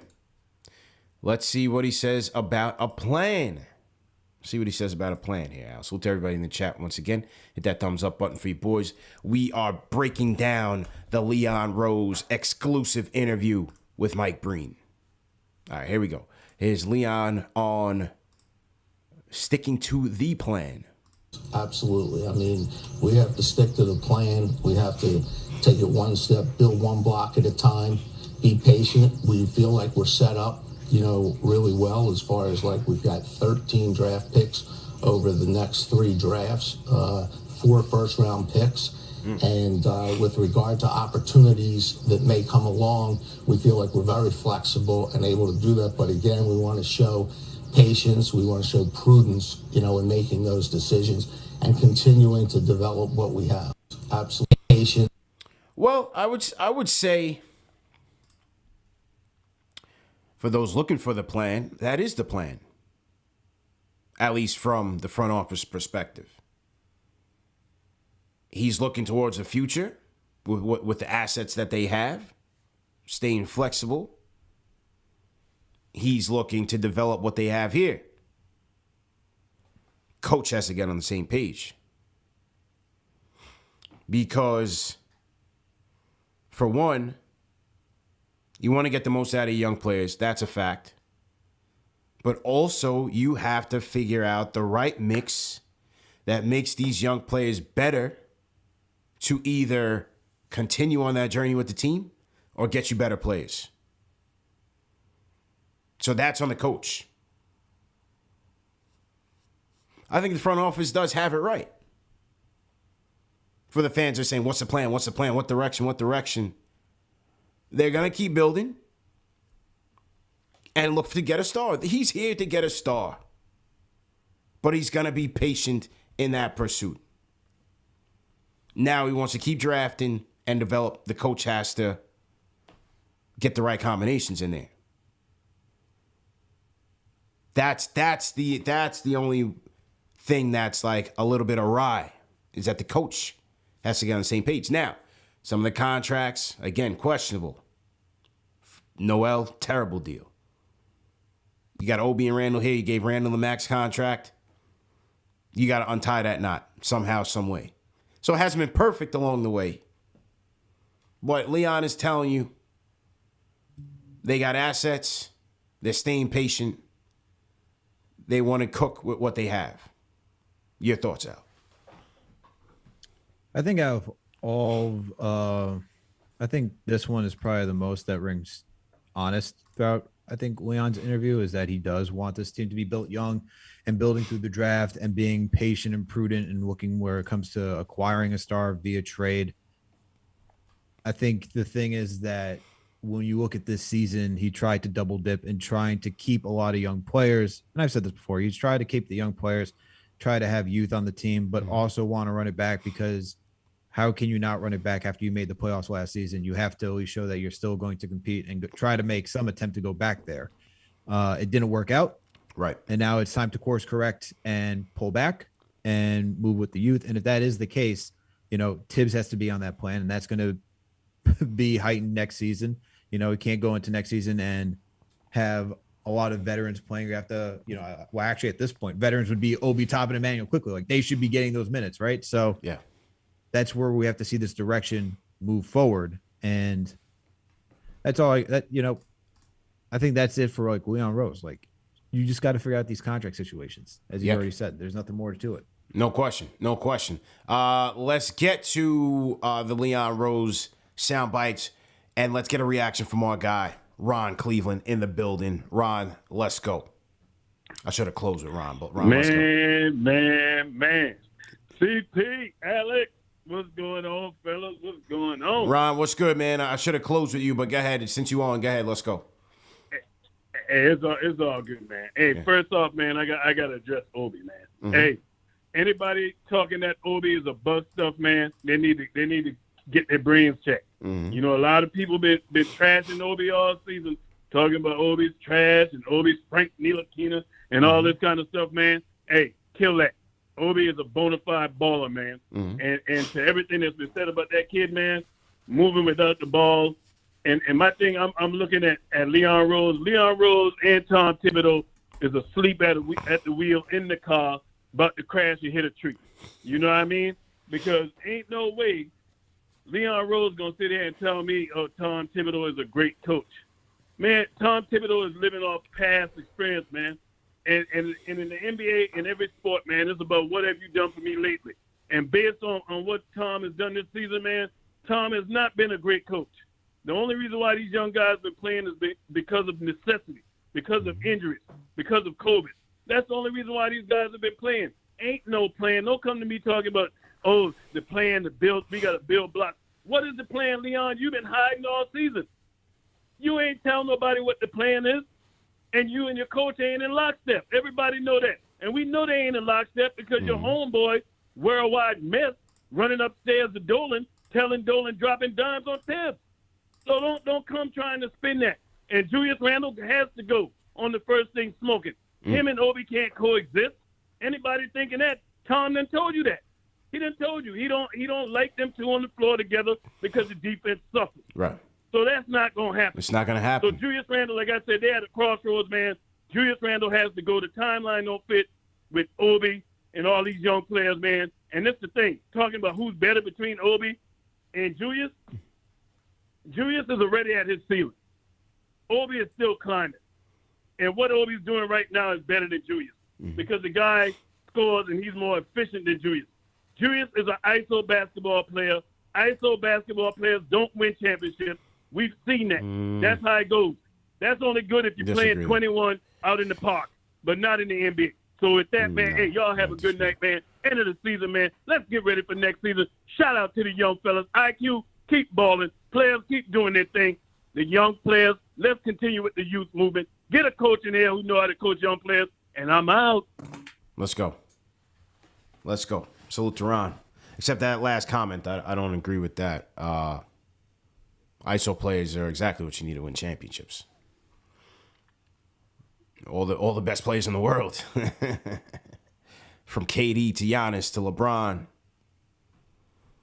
When the rubber you need meets, to give it to some. Yeah, you need to give it to somebody who can score in that crunch time. That's what I'm saying. That's what I'm saying. You do need that. You do. I think it's more so you can't rely on it throughout an entire season. Well, if the guy's built like that, sure. Yeah, I mean, yeah, sure. But Julius like James, Kobe, he ain't that. Julius ain't that. He's wildly inefficient and he doesn't make good decisions. He ain't that. But you need that. You know, make no mistake. Yes, this offense flows. It moves because we don't have a go-to guy. So, yeah, they're unselfish. But in crunch time and things tighten up, who are you giving the ball to? That's a fact. Who are you giving the ball to? You need that guy. Make no mistake. Last year, we saw one of the greatest NBA Finals performances by the Greek Freak. That's dominance, man. 50 points. 50 piece. You still need that. But shout out to Ron, man. Always good to hear from him. Definitely good to hear from Ron. All right, let's run through more of these Leon quotes, real rapid fire, so we can wrap the show. We'll close out with Angel. We'll take a couple more, close out with Angel. Angel, hang tight. This was Leon talking more on Julius Randle. Let's hear about it. You know, look, Julius is a passionate, player. He's a person who, last year everything went right. Obviously, this year things didn't go right, but he still wound up one of three players to average 20 points, 10 rebounds, and 5 assists. One of three players in the entire NBA. I think that the things that happen on the court, you saw some emotion coming out, you saw some things happening, and I think that, it affected his play at times. And I think that, he felt remorseful for some of those things as he expressed, to the fans in his letter that he sent to them. But he, kept working and worked through it right up until, the end of the season. So, I think that it was just not being comfortable at times. It was just not being comfortable. He gave it his best effort, and he, just the three-point shot didn't go as like it did last year. I think teams keyed on him more this year, and he had, make some adjustments and carried a big burden. But I was proud of the fact that he did fight through it. All right. Leon doing a lot of splaining there. Says Julius is a passionate player. 2010 and 5. The emotion affected his play. Wasn't looking comfortable out there. They did ask Tibbs to react to that, and his answer was quite political. Didn't really answer it either in the press conference. He was like, well, Julius, the three-pointers did go down. He didn't answer the uncomfortable part, though. Why was he uncomfortable? Because he's getting booed. Because he's getting booed every night. The thing is, this is where, it's okay having Leon Rose speak to the people, but I watched most of this and I'm like, all right, I could have wrote this myself. And he could have wrote it on paper.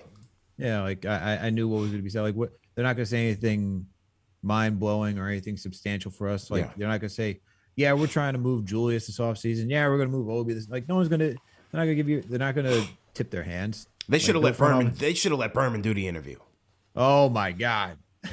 And that's we the other needed thing. Berman. You saw who conducted the interview. You saw it was done through MSG. It was so staged. It was like, well, come on. It was so staged. It was so staged. You got to let Berman, lock him in a room with Berman under a white light. Lock him on the room with Berman under a white light. No prepared questions. Straight freestyle. Berman, let's go. 1-on-1. Oh, man. That's the answers that we need. What I would pay to see that happen. Yeah. That would have been good, man. That would have been great. They should have let Berman have at it, man. This was Leon. Salute to everybody in the chat once again. Hit that thumbs up button for you boys. This was Leon on the Mitch contract negotiations. Well, with Mitchell, there's been ongoing discussions throughout the year with his agent, and those discussions will continue, and will continue into for the remainder of the time until free agency. All right, what did you see from him this year? From Mitchell, I saw Mitchell. Mitchell had a phenomenal year. He, was our anchor on defense, and really took a nice step this year, and even showed us a little bit on offense. Especially that one through the legs, down the lane, and then the dunk. You talked about some of the things. All right, so that was Leon on Blockness. I still want to see Mitch here, man. That's my guy. That's my guy, bro. I rock with Blockness, man. I thought he still brought a lot to this team. Yes, the spacing was questionable. It impacted Randall. I get all of that. But from a rim protection, offensive boards, the putbacks, I still want to see him here. I don't know. The heart attacks every time he falls to the floor. Oh man, all of it. You know what I mean? It all made for a solid season for him. I thought he still had a good season, and he came in struggling, recovering from the foot, the weight, adjusting to the weight. Then he shed some of that, and as soon as he did that, man, he was moving better, battling. Still had his struggles. Yes, he still had his struggles against the more physical centers, the bigger centers, the Jokic's, the Embiid's, the Drummonds. Still has his battles against those guys, his limitations against those guys. Well, by and large, man, I think even in the losses, man, a lot of those games when we had those leads, man, Mitch played a big role. He certainly did. And look, he played 72 games this season. 72? 72 games. He played 72 games this season. Averaged close to 26 minutes per game. Finished with a field goal percentage of 76.1%. 8.5 points. 8.6 total rebounds. So he's working the glass. But the one thing that continuously dropped was that free throw percentage. He came in shooting 60%, now has ended below 50%. Yeah. Which is the thing. Like if he does, that's got to change. Obviously has to change. But played 72 games. That's like the biggest thing that points out. That's big. That's big. 72 because he started his as a Knicks 66, 61, then played 31 last season in a condensed season. Now 72, and he was battling. Like you have to give credit to him. He was battling through some nagging injuries, playing to get into shape too. Like he didn't get a full off training camp, full off season to get back in shape. So kudos to Mitch for pushing through 72 games and giving us all heart attacks every time he fell down, man. I can't tell you. Like every single time, I was like, "Is this it?" So you hold your breath. Yo, man, every time it's like, woo. But I would like to see Mitch around here though, because he offers elite, we're offensive rebounds. He is elite. Like he averaged 4 offensive rebounds per game. Yeah. That's top tier. That is top tier. No question. That's something that we'll definitely lose, and you just wonder if the spacing was better for Mitch too, right? Because even at the beginning of the season, it really wasn't good for Mitch. What could he do if there's better spacing. You do more pick and roll with him, and if you can set better screens too, like that's the other thing he's got to work on. Setting on better screens. Yes. He's improved. Yeah. But he's got to set better screens. But that's the aspect of Mitch where it's like, and you're starting to see him come into his own. You can see how Kenny Payne helped him get to that too. Great points. Great points. And the free throw, he lost all confidence in his free throws. You know, you could see as the season progressed, his form just he'd got go up like, there and just throw it up no thought process whatsoever. It was just like, all right, if it goes in, it goes in. His form just got terrible as the season progressed, so he's got to work on that. And but you know, again, shout out to Mitch. You know, I kind of felt like, people talk about the maturity issues and stuff like that. Look, from the games I go to, the pregame shoot-arounds I've attended, he's always out there. Yep. He's putting in work. He's putting in extra work. He's taking his jump shots, practicing his post moves. He's working, bro. Mm-hmm. He is putting in the work. And he's like one of the first like couple out there working too. Like he's working. I have League Pass. I get to watch. The good thing about League Pass is I get to see like halftime performances and pregame warm-ups. So he's always out there. You see him quickly, RJ, all these guys are always out there. So you see that he's always trying to put in the work and get better. And he's always working with Kenny Payne. He's putting in the work, man. Putting in the work. All right, last one from Leon, and then we'll take another call and then wrap. So to everybody in the chat, once again, hit that thumbs up on for you boys. I see a lot of people trying to get in on the line.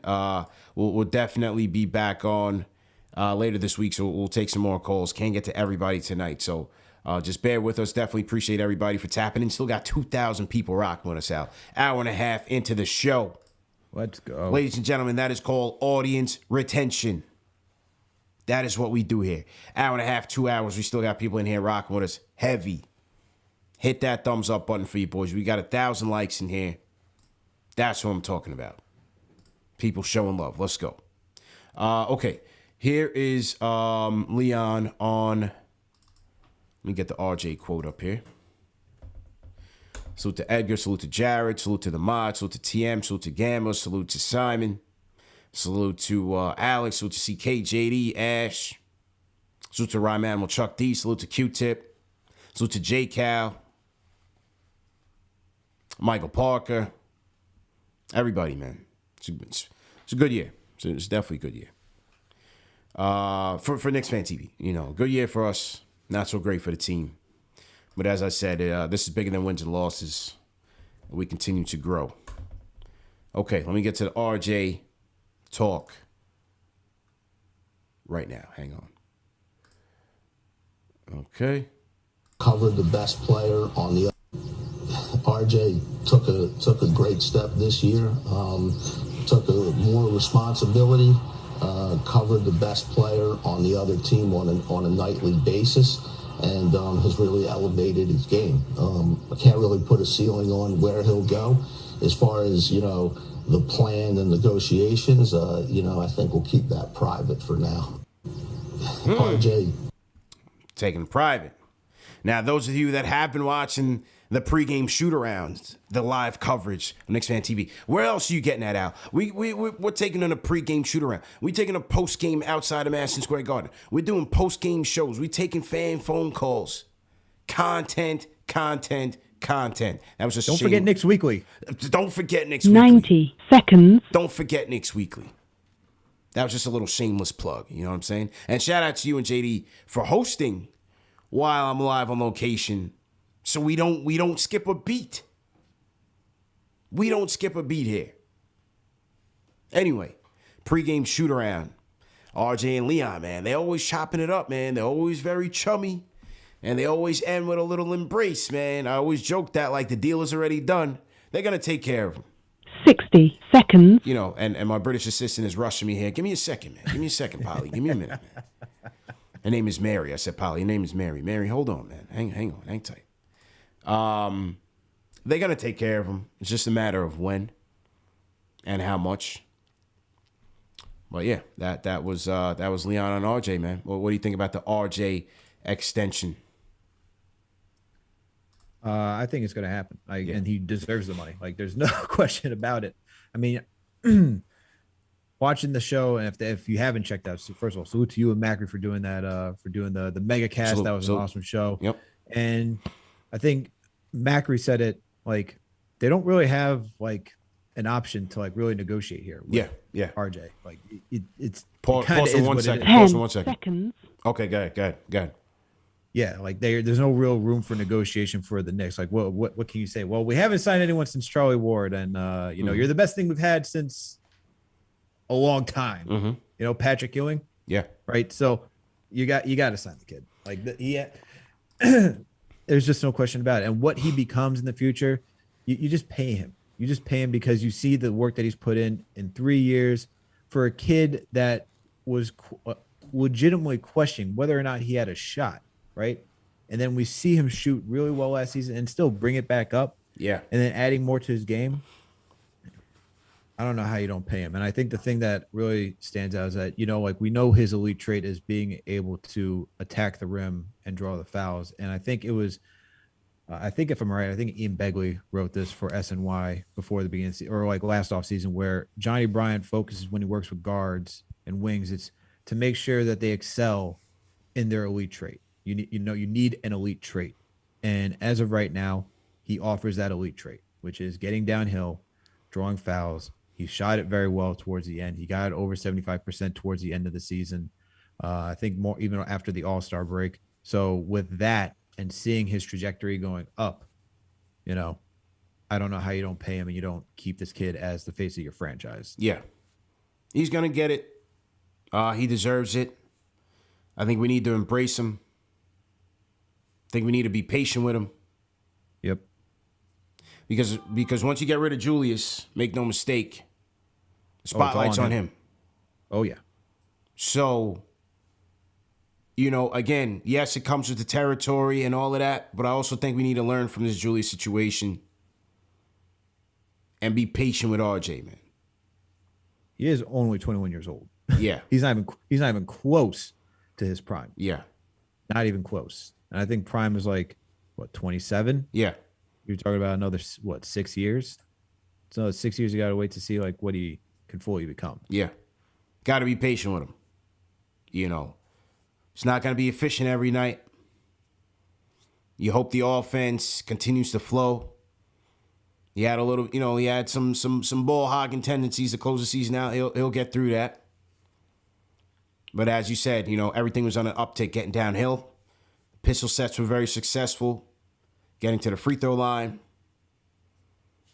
Still wants to work on his pull-ups going into year 4. See how that works out for him. But let's be patient as this thing continues to transition into his hands, because it's gonna be his team. It's gonna be his team. So, and through that, it's gonna be some tough times. There's gonna be some lumps with him. Oh yeah. So and you heard him. You heard that he's ready for it. He's ready for it. He's definitely ready for it. You heard that last that last presser? He said he loves Knicks fans. He says they just want you to play hard, go out there, compete. He's like, not every night's going to be good. He's like, I know I'm going to hear it, but they're there, they're passionate, and I'm built for this. Like he understands it. Yeah, and that's and the mentality, the like being calm, collected for a 21-year-old, being very professional the way he is. And I think the leadership aspect too of just, he may not be that vocal guy to rah people up, but you need guys in a locker room who will show that they're continuously going to put in the work. Yeah. Be the first guy in, last guy out, and just want to be great, because that is the infectious thing, right? And he's been the anti-Julius. I mean, look at how he's been, rallying, getting these guys in huddles and trying to preach to the first-year players, the McBrides and the Grimes and even Mitch, and trying to get everybody on the same page. He wants it. He wants that role. He wants to be the guy. Yep. So, again, you don't give him the bag to be the 1A, but I think he can certainly be a piece for us. And that's what you're looking for. You're looking for that. You need a couple. So to our sponsors over at Prizepicks, ladies and gentlemen, support our sponsors. Go to prizepicks.com, enter promo code KFTV. They will give you a 100% match in your deposit of up to $100. Prizepicks, daily fantasy sports made easy. Play the overs and unders game. You can play across multiple sports. Whether it's baseball, baseball's in season now. Yankees just lost. You could have played that. You could have played the Knicks game tonight. You had the Masters going on. So you got a lot of sports you could play with on Prizepicks, and you're simply choosing overs or unders, a given stat for the night. Now, tonight, Al, I'll give you a quick rundown on my stats. I played a couple in this Knicks game. I had faith in my guy Burks tonight. I tried to finish the regular season rocking with the Burks Hive. I went Burks over 15.5 points. Fell short with 10. However, here's where I also went. I went Obi over 2.5 threes, man. He's been a splash brother as of late. I felt like this was my lock of the night. I went Obi 2.5 threes, finished with 6. Great pick, CP. Also, went with IQ over 34.5 points, rebounds, and assists. This has been my favorite stat of Prizepicks. Points, rebounds, and assists. You can really rack them up quite nicely with a player like IQ, who's been on an uptick in points, rebounds, and assists. Now starting, I felt like that was a lock. IQ finished with 56. Now, it fell short on a few. Klay Thompson, is that Golden State game over? I had Klay over 23.5 points. He's got 21 so far. And I'm wondering if they're resting him or if they sat him out if this game is over. Oh, it looks like Golden State is up by 12 with 10 minutes left. Yep. So I don't know if he's going to get back in, if they're going to rest. Knowing them and him, he might rest. So I'm not sure if I'm going to hit that. And then I didn't hit Jaylen Brown. I had Jaylen Brown over 4 free throws made. Not even sure if he played, but he didn't make one. So didn't hit that. But for you people at home, play to win, play responsibly. Go to prizepicks.com and a promo code KFTV for a 100% match and a deposit of up to $100. Let's get back to the phones. Couple more. Angel from Philly. Angel, what's good? Yo, what's good, CP? Long time. How you doing, bro? Bro, where you been, bro? Hey, listen, man, I've been doing my little Twitter thing, man. I've been building, my own thing, and, I got to do my thing, but I'm always listening to the show. And, I had to call in, bro. I got to, show you love on that 50K. So, everybody, y'all know what it is, man. Stop playing. Hit that thumbs up for y'all boys. And bro, let me tell you, that Clyde interview was dope, man. So, I had to show love. Appreciate it. My guy Alex, man, I had to show you, some love too. So listen, I'm gonna keep it simple. I know you got some, other callers, but listen, this front office is gonna be on notice, man. You have to pick a direction. If you don't pick a direction, it's gonna be the same thing as this year. Now, as far as the point guard situation, listen, if you can't get Donovan Mitchell and SGA, you start IQ. Enough of the, stopgap point guards. Quickly should have started from the beginning, as far as this year is concerned, because he has the rapport with the teammates, the continuity with the young guys, and also with RJ Barrett. So that's the way they should have went. So like I said, if you can't get that star guard, just keep going with what you have as far as the young guys. I don't want to see Alec Burks playing point guard anymore, playing more minutes than RJ Barrett. Like, this is ridiculous to me. So, and listen, and I know everybody, a little bit off on Randall and Obi, right? So let me tell you something, man. And I'm getting ready to go off on Randall. Randall is a cancer. Get him off of my team. He is done. Because let me tell you something. Obi is mentally tough. Randall isn't. You want to know why? Because Randall was sitting there fighting with other players for no reason. He's sitting there throwing tablets. He's sitting there, cursing out the assistants and doing all this nonsense. And he doesn't even celebrate with his team when we win games. It's just ridiculous to me. And as far as Obi Toppin, how many times did he messed up and he got benched? Yeah. Tips could have literally, crushed his confidence. And that sometimes it looked like he did. But you know what Obi did? He didn't complain about it. He got right back up, and he got better each and every day. And that's what we wanted to see, right? So in the end, you can't have Randall's energy with this team going forward. Like, he has to go, and the way that he just played this year with expectations, it was just trash to me. It was just like that first year when he came to us, and it's unacceptable, and listen, at the end of the day, Randall ruined his trade value to me because of some of the things he was doing, and it's just, it's so bad to me that, honestly, I would trade Randall for a homeless man and a 2070 second round pick. Just get him off the team. I don't want to hear about nothing with Randall anymore. Just get him off the team. And, as far as Obi Toppin, let me tell you something, man. I've been saying this from day one about Obi. Start him from the beginning because you wouldn't have some of the deficiencies. Okay. Now, does he need things to work on? Obviously. But you see Obi doing what he's doing, getting Randall's minutes. I mean, you cannot go into next season with Obi playing 8 to 12 minutes and coming off the bench. You have to start him. The same thing with IQ. Give him the keys, man. What do you got to lose at this point? If you can't get the star point guard, why trade for someone that might get hurt? You got something in-house that can make the team better, that has a chemistry with the team, you know? And, last thing I'm going to say, man, because I know you got some extra callers, even though I don't call in like that, but, it's because of you that I even started, blowing up the way that I did. And, so I always got to show support. Even if I don't call, I always listen to the KFTV show. Okay. And, shout out to you, man. I really do appreciate you. And hashtag trade Randall, hashtag free the kids, and hashtag start Obi. Y'all know who it is, man. It's the one and only Smooth Angel from Philly. I'm out. Peace. Thanks, bro. Appreciate it, man. Appreciate it. It's Angel tapping in.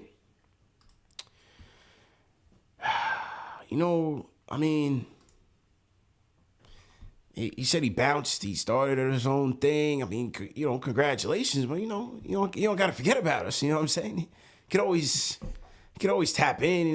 We didn't see him in the chat. We didn't know what happened to him. We didn't know what happened to him, man. The timing was a little interesting when we stopped hearing from him, to say the least. Well, I won't say much else. I'll let the people in the chat do the detective work, try to decipher what I'm saying. The timing of Angel going MIA was just a little bit interesting. That's all I'll say. Salute to Angel, man. Yeah, salute to him. Angel. Salute to him. You started your own show. You can hit me up. I'll pop in. Sheesh, man. They forget about you, boy. Man, it's all good. Just wants a phone call. Just wants a phone call. That's it. Just wants to know you're all right. Yeah. That's it, man. Okay. All right. Let's wrap the show up, man. We got to wrap the show. Good show. Jay Boogie on the 1s and 2s. Jay Boogie, close us out. Let's go.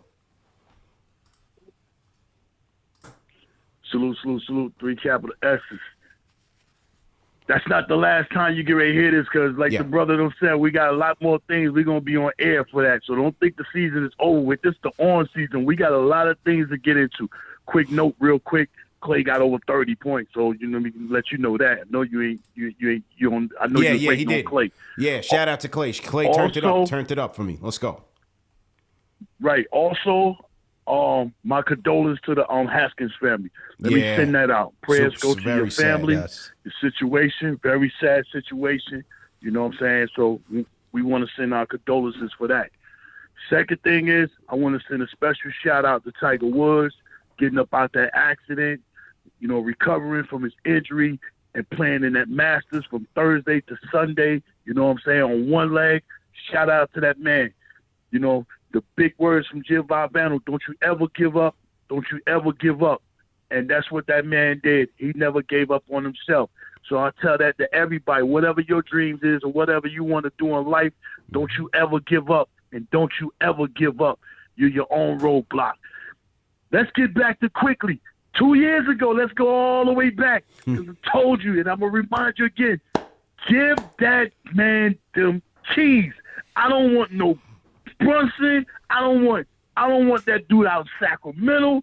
I don't want none of them dudes. When I got that type guy that's sitting right there on that bench and playing his role and waiting patiently to get his chance. You got his chance. Ride with that guy, man. We got our own in-house dude, and he only can get better and better and better. And what's more importantly, it's a tandem.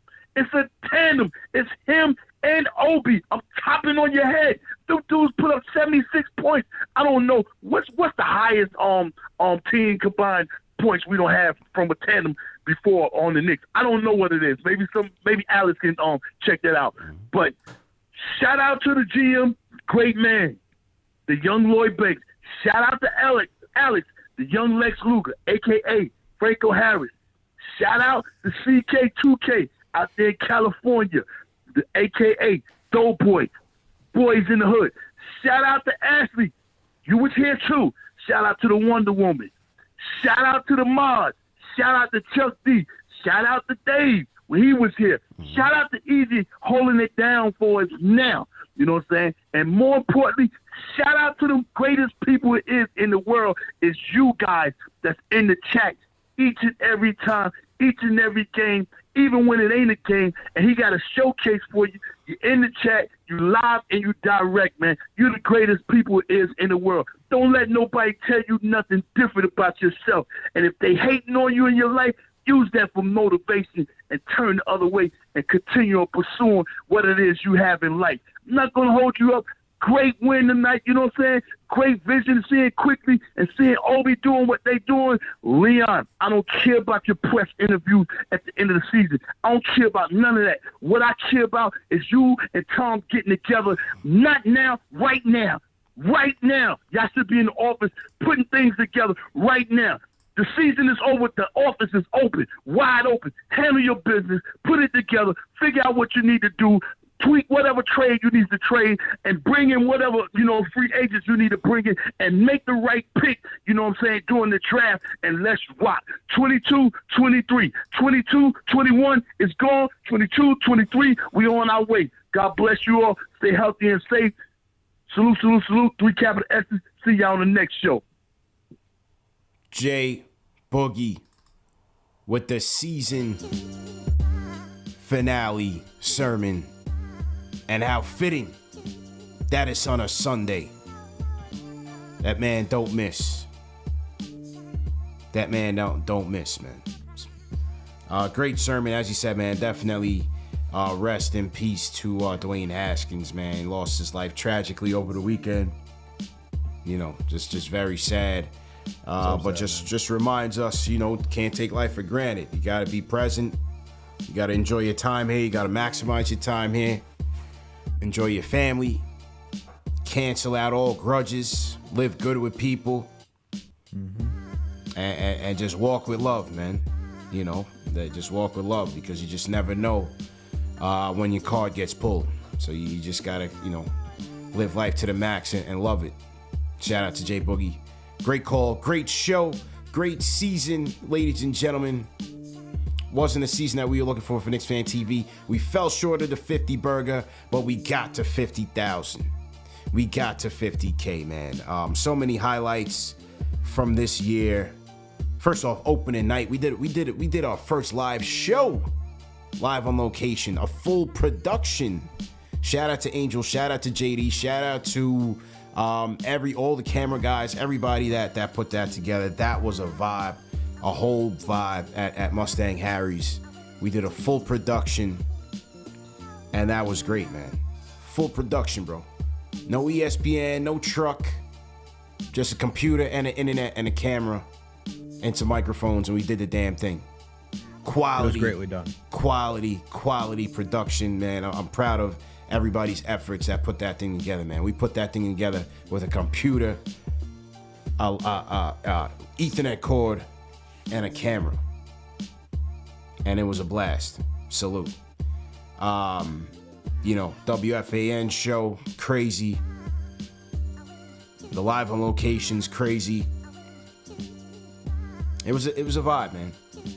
We have fun riding the wave, even though it didn't end the way we had liked it to. So, as always, we back to the drawing board, and that content will be geared towards that. We're gonna do our season wrap-ups with Court Vision.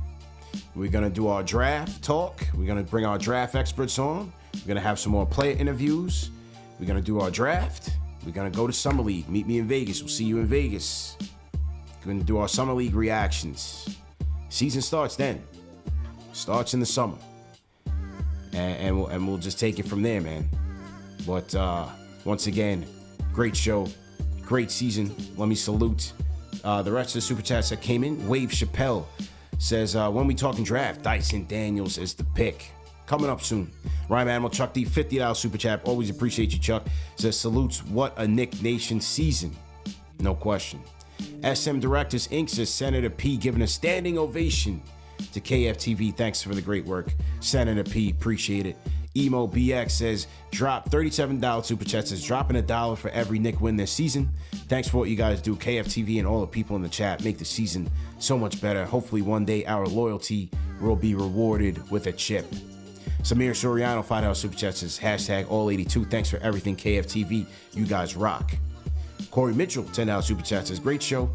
Even better year for KFTV as a whole. Thank you and the team for the dedication to put on a great show every night this year. Looking forward to the next year and even better shows to come. Shout out Corey, man. Always rocking with us. Pistol Pete 79 says, shout out to KFTV, best Knicks channel. Thank you for all the content. Future is bright. And he also says, give IQ the keys and start Obi. Trade Randall. Let's go Knicks. Josh Adams, $8 Australian super chat says, if we lose Mitch, Leon has to go. Pistons could pick him up easily.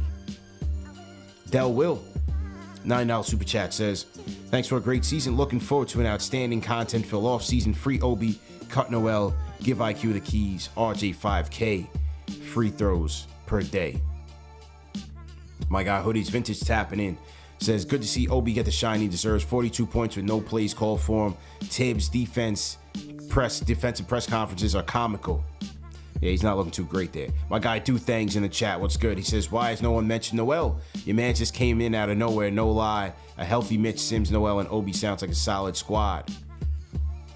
I'd like to see Noel get traded. Haiku Homie, here's his bars. He says, big baller brand beans.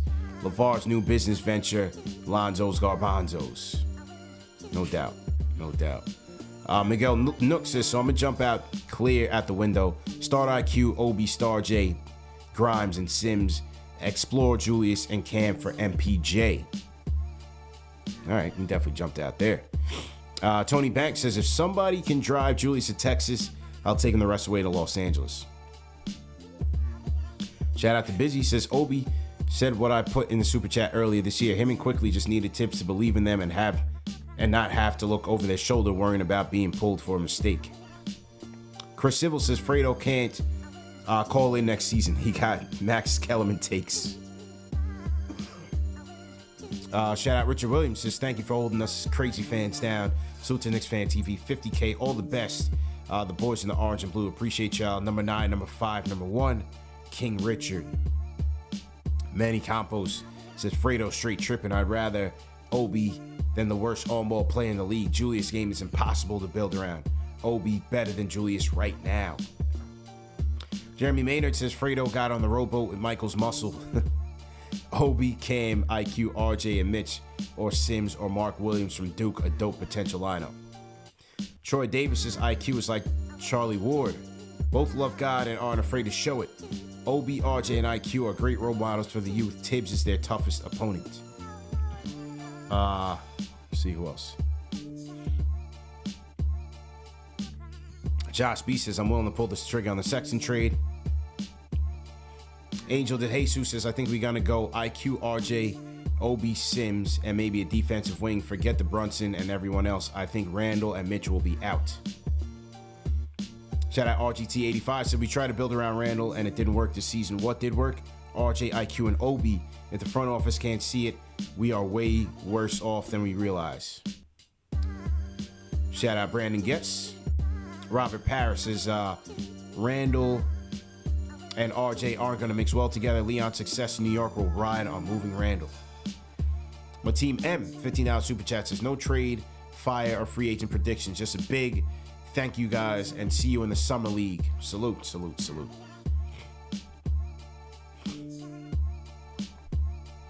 Jamaica Queens 22 says, RJ, IQ, OB, great foundational pieces for a proper rebuild. Randall has to go. Tibbs will never have faith in them playing together. OB's skill sets just gels with the team as a whole and a better fit. Shout out Jive Fan Group says, I'm calling the Suns. They don't want to pay Ayton for Randall straight up. now we get Ayton for a bum Randall, right? Shout out F Freak NY says, as a fan of KFTV, we hope this doesn't mean the end of the commentary. No, not the end of anything, no. Thank you for always being there after the game. Christian Cruz says the thumbs down saga was a kiss of death. We should have hit up Memphis for their picks and Utah's, which they own, move up in the draft and flip for 2023. Blood of the Panda says, at the beginning of the season, I said Obi will take his minutes, not asking. Last year, I said he just need minutes. Give us our flowers. Shout out my guy, Aaron Vasquez, says, congrats to all KFTV for a great year. Yeah, we're an excellent outlet for a lot of frustration. Shameful that CP is now sneaking to the Obi Hive. Oh, boy. Nikki Pipes says, stat 2.0, $20 super chat. Russell Whiskey says, who are we trading Randall to? Kenny Gale says, I liked it better when we never heard from Leon. Front office has work to do, though. I don't care what we do. Do it. Obi gets minutes next year or we riot. Shout out Richard Williams. Shout out Michael Parker. Says, regardless of how you feel about Tibbs as a coach, you have to admit that the Knicks would be in the playoffs if he was fired at the All-Star break. He should have been an assistant defensive coach. Shout out Irish Cox. Shout out Mont Blanc Nolan. Obi got Randall punching air like Trey and Boys in the Hood. And that's it, man. Al, any last words, Al? Any last words on this season? At least we got some youth. Yeah. That look good. Mm-hmm. It's been a lot of fun, man. It's been a lot of fun working with KFTV. You know, I think overall, even though, as you said, like even though the season hasn't gone the way it has, we had a lot of great moments on here, a lot of fun. The team has expanded. It's getting more content out there. And yeah, make sure to check out KnicksFanTV.com. Make sure to stay tuned in. We got draft stuff going on over there. We're gonna have some articles dropping this summer, so make sure to tap in as well. Absolutely, salute to you, man. CP. Salute, man. Salute to you for making this channel possible, bro. Appreciate it. Without you, we don't got this. Appreciate it, man. We just gonna keep it rocking, and looking forward to a good off season for sure. Shout out to Boston Nick. Says, don't forget Evan Fournier breaking the John Starks 3-point record in the season. Yeah, that was cool. That was cool. And shout out to Fournier for coming on the show. That was a big highlight. Oh yeah, forgot about that, man. That was major. So shout out to Fournier for coming on the show. We'll see after all we talked about him this year if he comes back next year. Might have to hit him up from now. Start getting playing politics. Woo! He's like, I saw two of your guys talking about trading me for 2 second rounders. Yeah. That's JD's fault. If he don't come back, we're blaming JD. All right, we're blaming the 50 burger guy. Remember, the show's available in audio podcast format, man. Never forget it. If you miss it in video, always catch it in audio. And once again, support our sponsors. That's how you support us. Manscaped.com, promo code KFTV for a 20% off discount plus free shipping. And then Prizepicks.com, promo code KFTV for a 100% match on your deposit of up to $100. The off season begins. What do you guys want to do, man? The on season, bro. The on season. The on season. We're never off. Shout out to the replay gang. Everybody that tuned in, tapped in, hit that like button, hit that thumbs up button for you boys one more time. And we'll see, man. Keep it rolling.